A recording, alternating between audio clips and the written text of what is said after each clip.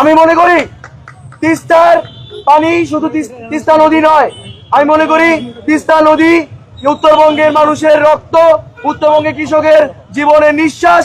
আমি মনে করি উত্তরবঙ্গের প্রজন্মের জনমানুষের স্বপ্ন। কাজেই এই স্বপ্নকে রক্ষা করতে হলে, তিস্তাকে বাঁচাতে হলে উত্তরবঙ্গের এই প্রাণের দাবি তিস্তা নিয়ে পরিকল্পনা জানিয়ে দীর্ঘ 12 বছর ধরে গড়িমসি চলছে।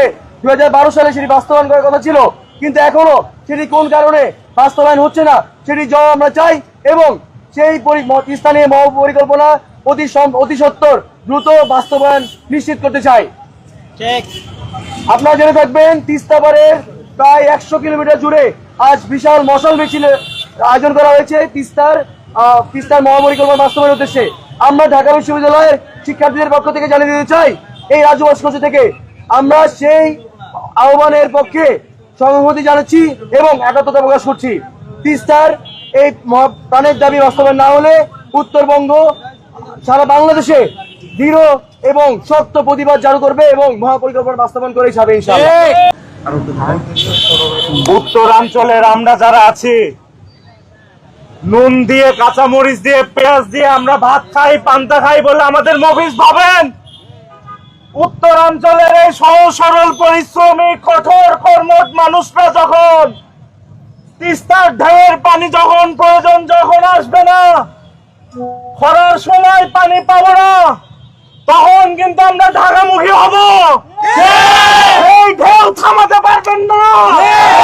আমরা চাই, আমরা আমাদের তিস্তার পাড়েই থাকতে চাই, সম্মানের সাথে পরিশ্রমের সাথে থাকতে চাই। তিস্তা পাড়ের জনগণের যে ন্যায্য অধিকার, সেই অধিকারের যে বৈষম্য এই ইন্টারিম সর্বোচ্চ স্বীকার করেছে আমাদের। তারা দক্ষিণবঙ্গের যে প্রীতি দেখাচ্ছে, তিস্তা মহাপরিকল্পনার যে বাজেট কাটছাট করতে করতে বিকিনি বানিয়ে দিয়েছে।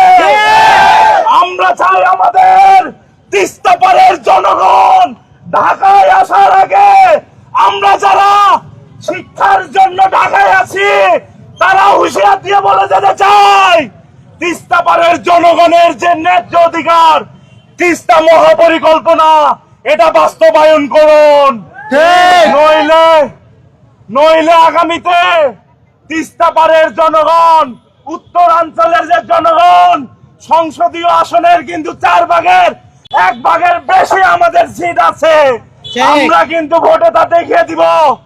এবং আমরা যে জনগণ আছি, শিক্ষার্থীরা ঢাকায় অবস্থান করছি, আমাদের কাছ থেকে কিন্তু ডক্টর ইউনূস এবং ইন্টারিমের দূরত্ব বেশি দূরে নয়।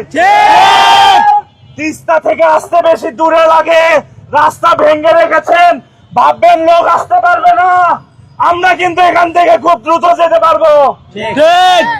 পরবর্তীতে আমাদের যে কর্মসূচি থাকে সবাই মিলে আমরা বসে এগুলো ঠিক করব, এবং ইন্টারিমের কাছে অনুরোধ করে দিয়ে যাই,